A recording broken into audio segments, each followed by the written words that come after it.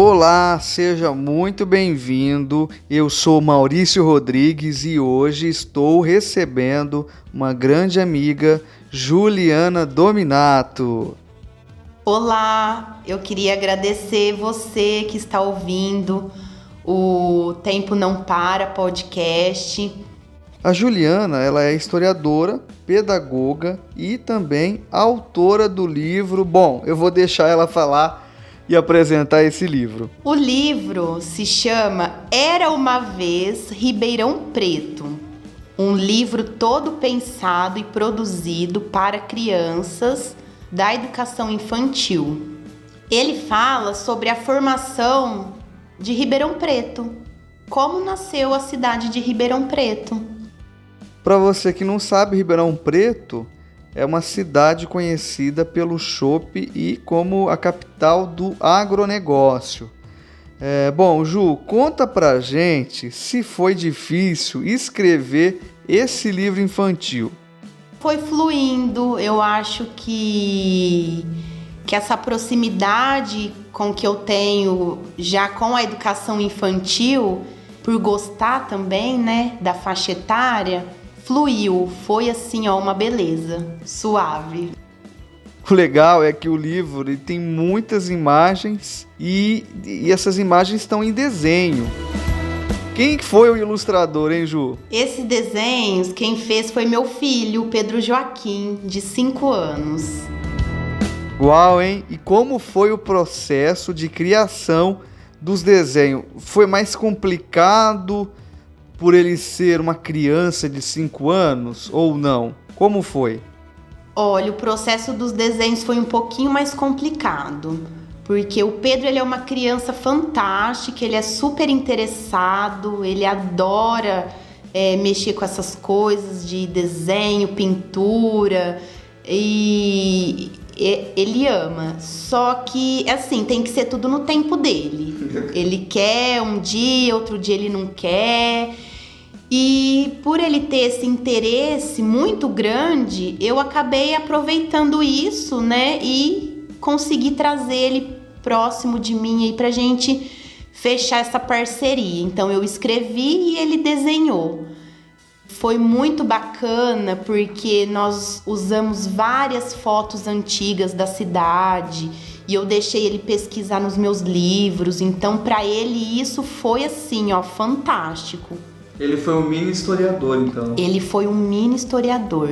E ele fala assim, ó, mamãe, eu quero fazer o projeto escolar. Ele já intitulou de projeto escolar. Então ele adora. Então nós usamos essa curiosidade dele, né? Esse gosto que ele tem aí para poder, né, fazer os desenhos do livro.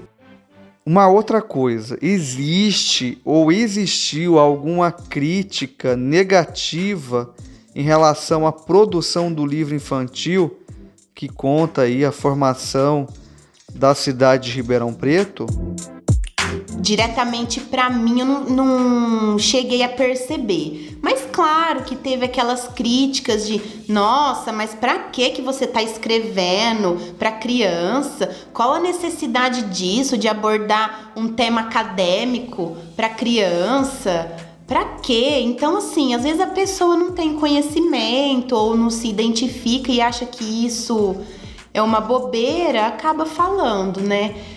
Mas nem dou bola, porque o que importa é que eu consegui transmitir aí o recado, né? No caso da história verdadeira de formação da cidade para as crianças terem acesso. Mas uma opinião minha também, né, como historiadora, o maior erro que muitos historiadores cometem é ficar produzindo para a academia. Gente, nós temos que alcançar outro tipo de público, não é só ficar escrevendo artigo e ficar cheirando documento ali, não. E você tem formação em história e também na área aí de pedagogia. Você considera mais fácil, mais difícil, história ou pedagogia? Como você atua com os alunos, como você atua fazendo a utilização da história e da pedagogia? Olha, eu acho que os dois, né, nesses tempos aí que estamos vivendo, os dois é difícil, complicadíssimo, desde que a pessoa não tenha vocação e não se interesse. Eu, como sempre gostei de história, para mim é muito fácil juntar a história com a pedagogia e levar isso para os alunos. Nossa, sou muito privilegiada de poder trabalhar com essas minhas duas formações, que eu acho incrível. E eu falo que eu não saberia fazer outra coisa da minha vida, a não ser, né, dar aula e trabalhar com esses projetos aí em escola. Não saberia fazer outra coisa. Então, eu não tenho essa dificuldade. Para mim é muito prazeroso. Eu falo que eu junto aí o útil com o agradável. É uma faixa etária que eu me identifico muito. Então, para mim é super tranquilo. Nossa. Uma coisa estranha é que quando a gente estava lá no ensino médio, eu não lembrava que você queria fazer história ou virar professora. Você se recorda? Nem eu pensei, nem eu. Nem eu queria. Você é uma boa aluna? Olha, eu não vou mentir, porque é se feio. você mentir, eu vou falar feio que mentir. é mentira. Não, eu não era boa aluna. Eu não era boa aluna. Não, eu era boa aluna sim, né? Eu tirava boas notas na matéria que me agradava, que eu tinha mais afinidade. Mas em questão de comportamento, nossa, eu não sei nem o que falar, entendeu? Bom, eu sei, né? Mas tudo bem. Vamos deixar isso para depois, vamos deixar isso para história. Quem quiser conhecer e pesquisar a microhistória da Juliana. Mas ó, eu vou contar um fato curioso aqui. Quando eu resolvi fazer história, eu queria, claro, ser historiadora e ficar ali cheirando documento e ficar pesquisando, socada em arquivos. Enfim, quando eu terminei a faculdade, eu falei, e agora o que eu vou fazer? Eu caí na sala de aula e eu me apaixonei. Então, assim, é o que eu falo, eu não pensava em ser professora, eu fui fazer história por amar a história, por gostar de pesquisar, de museus, enfim, e hoje eu vejo o outro lado, eu tô numa sala de aula, mas sem deixar a minha paixão de fato. Eu vou falar uma coisa aqui que você não vai lembrar, eu acredito. Eu acredito que eu tinha uns 19 anos e eu te encontrei no centro da cidade, próximo ali à Rua Cerqueira César. Você estava fazendo estágio no Museu de Arte de Ribeirão Preto e eu te encontrei e falei assim, Juliana, o que você está fazendo? Davi, você perguntou para mim também, né? Eu perguntei para você e você falou, eu estou fazendo história. Eu já fiz assim, hã? Credo, pra quê? Pra ser professora. E você que tá me ouvindo sabe que eu sou professor e de história. Pra você ver. Que coisa, ó, não é esquizofrenia isso, tá? Acontece, a vida é desse jeito. A vida é muito louca. Mas ela não lembra disso, mas eu me recordo. E ela me perguntou, e sim, eu fiz uma carinha de coitada. Vai passar fome. Vai passar fome. Vai morrer queimada. Mas e você, além disso que você não está lembrado, porque eu não te falei, mas eu pensei, depois eu comentei comigo mesmo, coitada, né, pobrezinha. Você, quando foi cursar história, teve muitas críticas? Muitas, a começar de dentro da minha casa, porque meu pai não queria de jeito nenhum.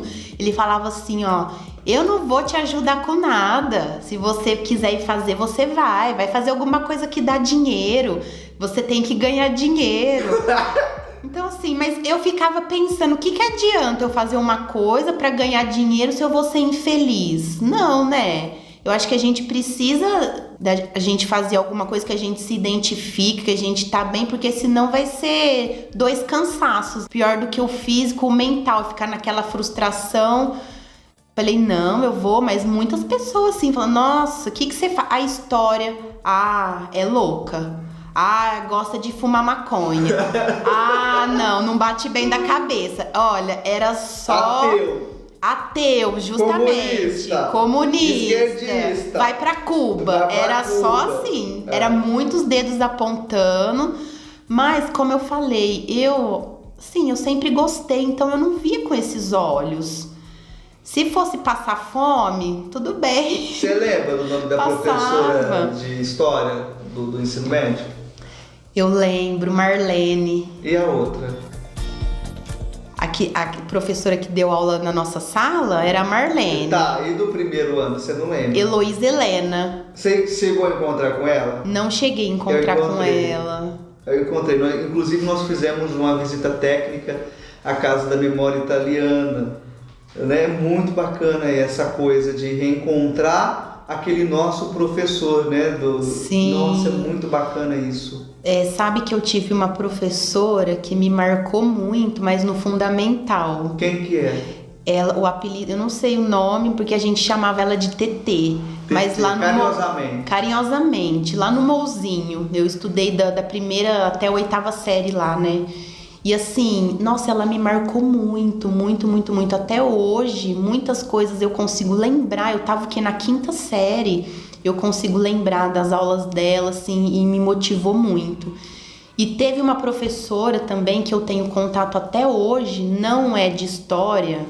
Olha só que coisa louca, né? De matemática, a Dib.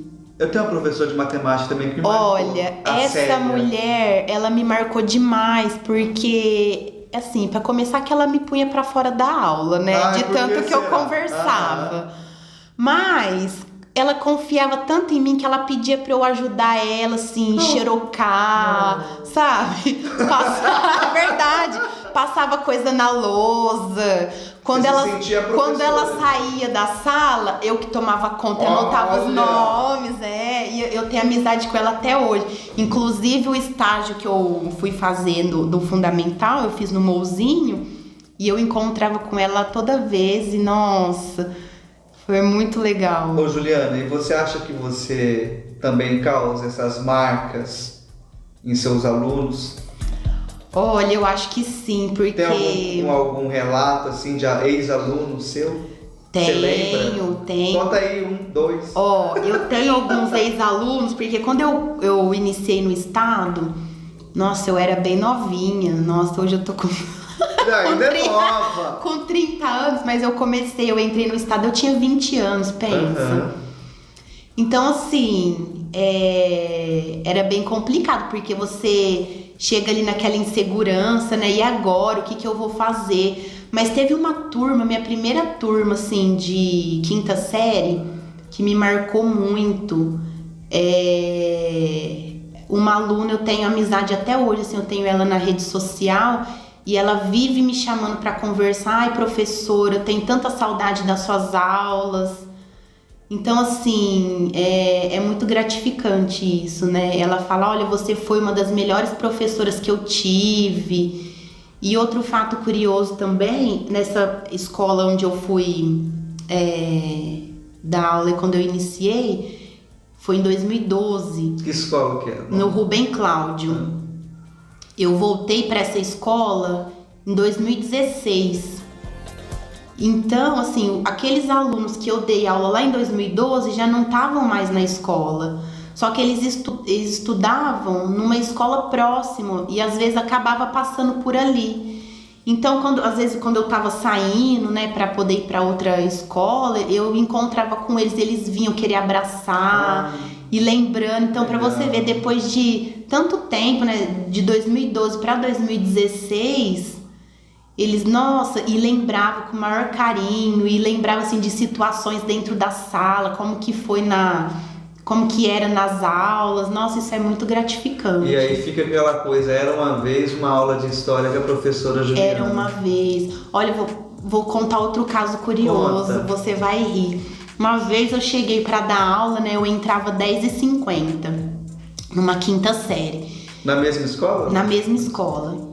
Nossa, eu amo essa escola de paixão até hoje. Que foi a sua primeira escola? Foi a minha primeira, quer dizer, foi a segunda ali em termos, mas foi assim, a que mais me marcou.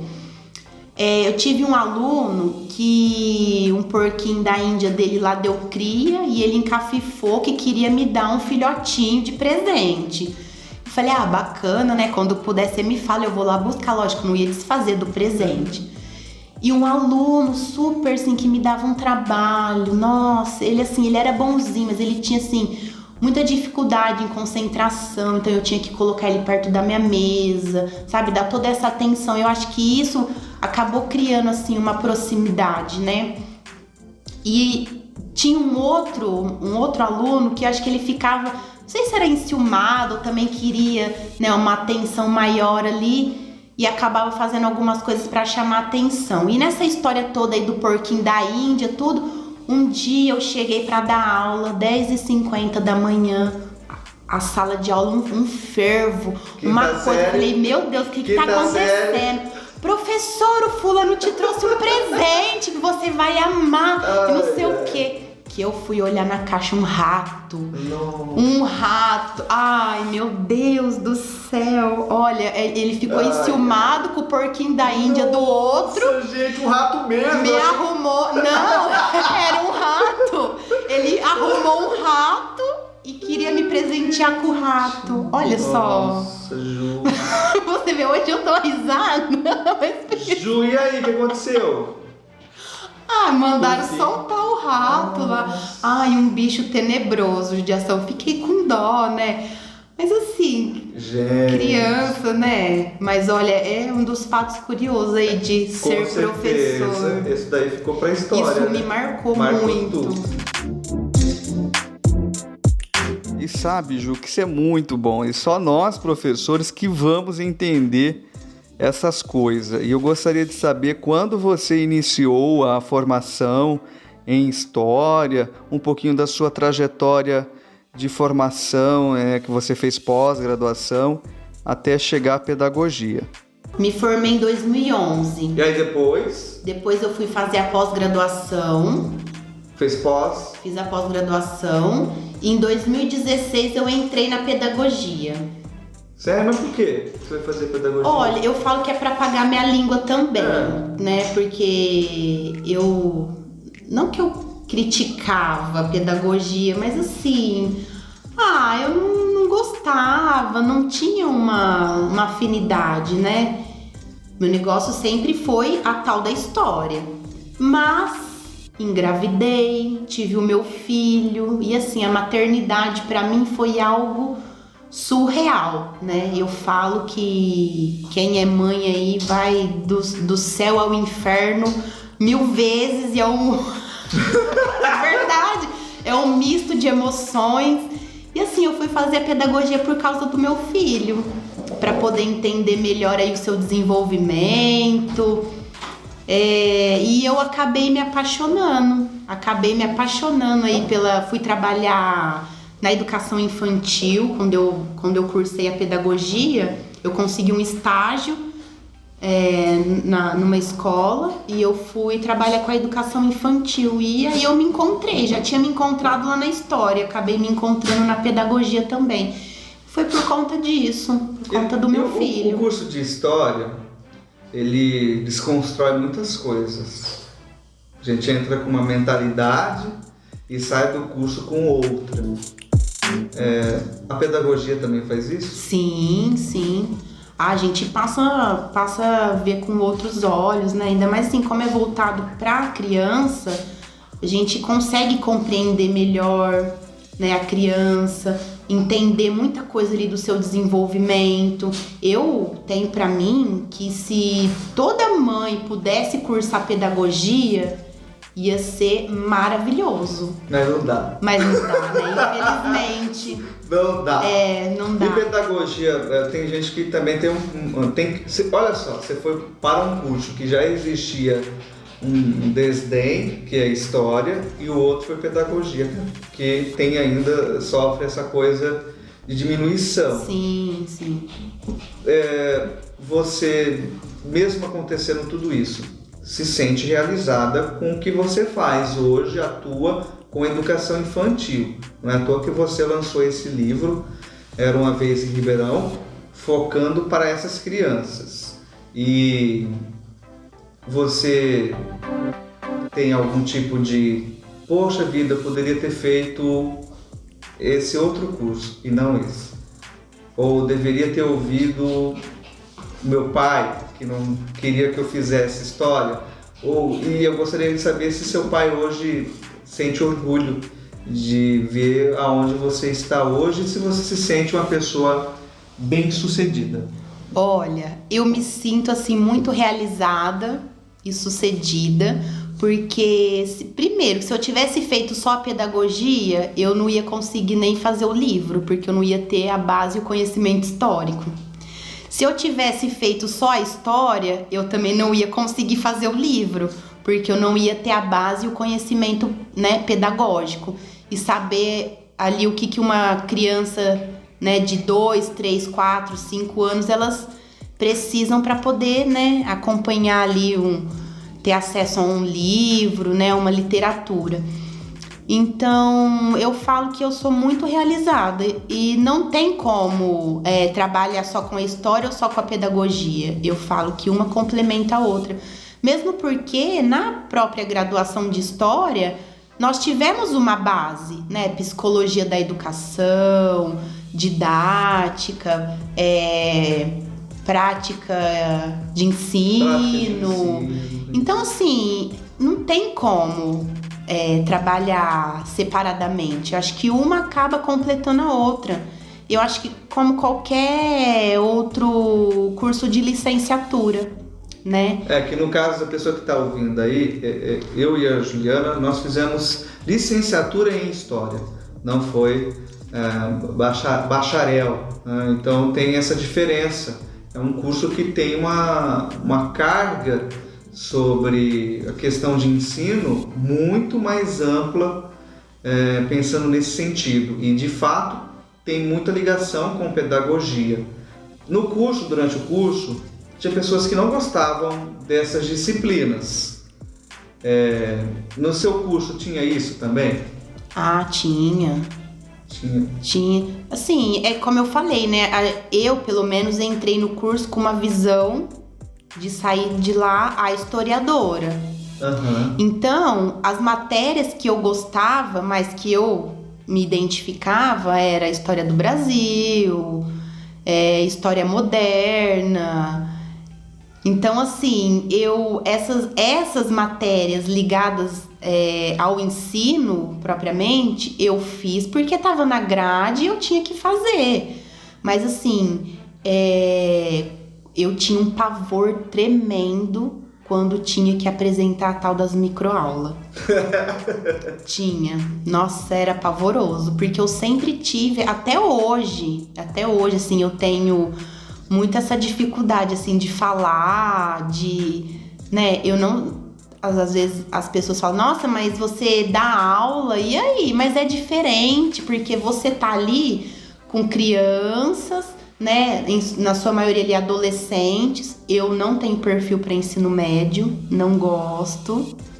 Então, assim, outra coisa que eu fui descobrindo ali na minha trajetória como docente. Então, assim, é diferente. E né? Geralmente as pessoas que formam-se em história, a grande maioria quer trabalhar nessa área de maiores, né, assim, ensino médio, ou até a própria academia. Sim, não gostam muito do ensino fundamental e nem passa na cabeça falar em questão de ensino infantil. Isso é um diferencial seu.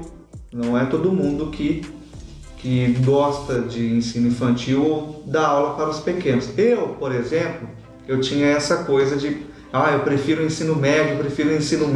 Eu gosto muito do ensino médio, porém hoje eu também me identifico muito com o ensino fundamental. Eu gosto deles. Mas antes de não estar ali naquelas aulas, eu não gostava, porque eu me sentia que eu não tinha o perfil. Só que esse perfil ele é descoberto com o tempo que você está dentro da sala de aula, não é isso? Sim, é isso mesmo. Eu tive até a oportunidade de trabalhar com EJA e, assim, eu gostei. Apesar de serem pessoas mais velhas do que o ensino médio, eu gostei porque a receptividade é maior, eles têm uma caminhada de vida aí diferente, um conhecimento diferente. Então eles acabam prendendo mais atenção na aula, eles acabam participando mais. Então assim, o período que eu tive dando aula no EJA foi muito bom. Mas assim, não é uma faixa etária que eu gostaria de continuar. Por exemplo, vou passar 30 anos da minha vida aí dando aula para o EJA. Não, diferente da educação infantil que eu já me identifico, né? Educação infantil e o fundamental. 1 e 2 também eu gosto. Legal, Ju. E você escreveu, falando agora do livro. O livro, você pensa em fazer um volume 2? Sim, estou... Como que é? Vamos lá. No final do livro, né, eu deixo aí uma deixa, né, para quem for ler aí, tiver acesso à história, vai entender como eu finalizo o livro, que é para um possível aí um volume 2, né, trabalhar aí a história do café em Ribeirão, como que Ribeirão se desenvolveu a partir do café, falar um pouco sobre a modernidade, né? Como chegou aí a modernidade na nossa cidade, enfim, mais para esses assuntos. Pretendo também, né? Depois aí no decorrer, como for sendo aí a aceitação do livro, né? Vamos ver como que as pessoas...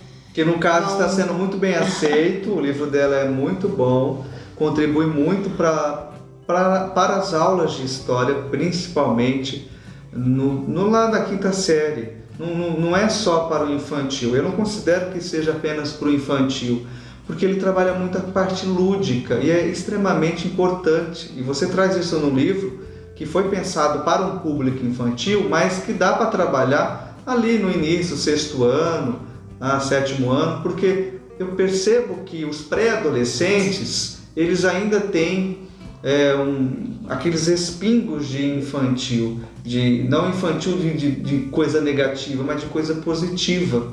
E nós, a partir do currículo que nós temos que trabalhar, acabamos de alguma forma tirando esse mundo de imaginação daqueles que são mais pequenos, digamos assim. Então o livro lhe cabe também. Eu vou, inclusive, quando pegar turma, atribuir turmas, né?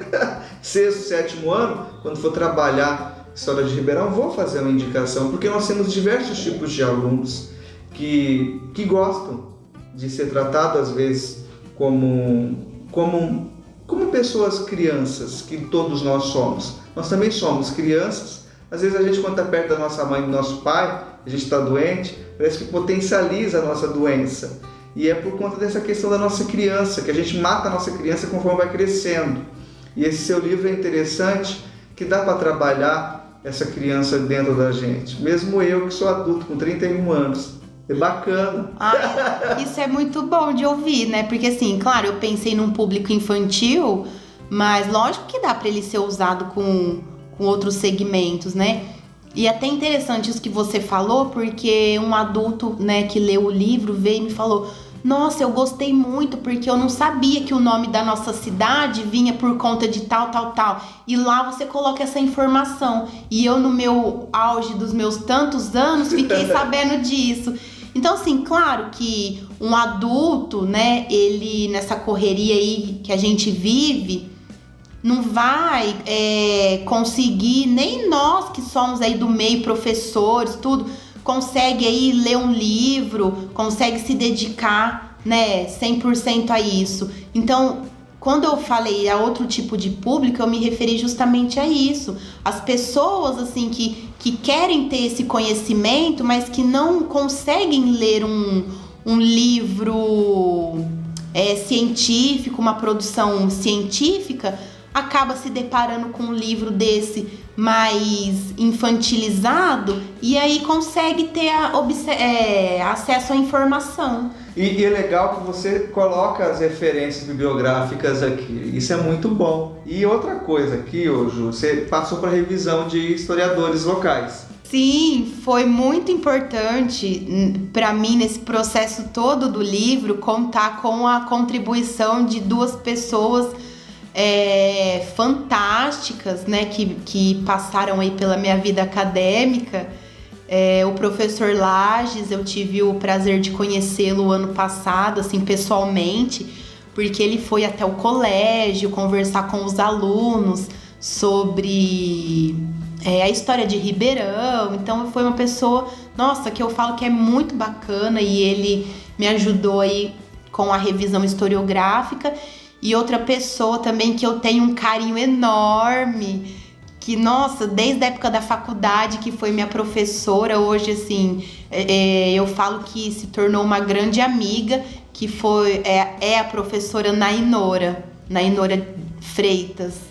Bom, estamos chegando ao fim de mais um episódio. Ju, esse espaço aqui é seu, então pode deixar aí uma reflexão, um comentário, o que você achar melhor aí dizer, tá? Fique à vontade. Olha, eu fico imensamente feliz pelo convite aí desse meu amigo que eu tenho, né, tantos anos. É uma referência para mim também, como ele disse, né? A gente nem imaginava que, olha só, nós dois aí, professores de história, né?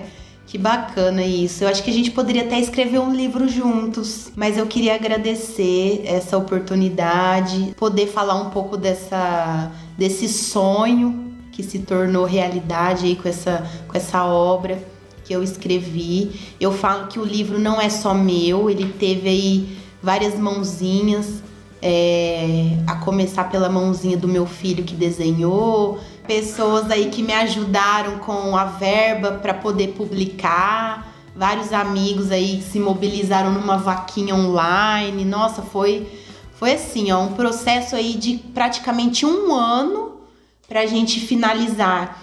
E o que eu mais quero agora é que as crianças tenham acesso a esse material, seja por meio da sala de aula, seja por meio do contato com a família, numa contação de história em uma biblioteca, sabe? Eu quero que as crianças tenham acesso a essa história, porque foi como eu falei, a gente trabalhar a questão do pertencimento, né? A questão do se fazer pertencer, isso é muito bom e tem que começar desde cedo, tem que começar desde a educação infantil. E eu acredito muito nisso. Agradeço você que me ouviu, tirou esse tempinho aí para me ouvir, e espero que você consiga ler a história também. Agradeço você que nos ouviu até o final desse episódio. Foi muito bom receber a minha amiga Juliana Dominato. E você que me ouviu contribuiu muito com esse projeto. E você pode ajudar mais ainda. Basta que compartilhe com um dos seus amigos e nos mande mensagens lá no @o Tempo Não Para Podcast. Com certeza será um prazer contar com o teu engajamento, a tua participação com um comentário nesse episódio. Agradeço muito e até o próximo episódio.